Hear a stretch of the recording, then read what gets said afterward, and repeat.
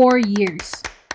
Ganyan katagal na develop ang mabisang bakuna para sa mumps o beke, at yan ang pinakamabilis na bakunang nagawa para sa isang sakit. Kadalasan kasi ay mas matagal dyan ang inaabot para mabuo ang isang bakuna. Ngayong may COVID-19 pandemic, gusto na nating bumalik sa normal ang lahat. Kaya lahat tayo ay nakaabang kung kailan ba lalabas ang bakuna para dito. Maraming scientists na mula sa iba't ibang panig ng mundo ang nagmamadali para magawa ito. 166 na bakuna na ang sinusubok. Pero pag-usapan muna natin, bakit nga ba matagal bumuo ng bakuna? May 3 matrabaho at mahabang prosesong pinagdadaanan ng bakuna. Ito ay exploratory research, testing, at manufacturing.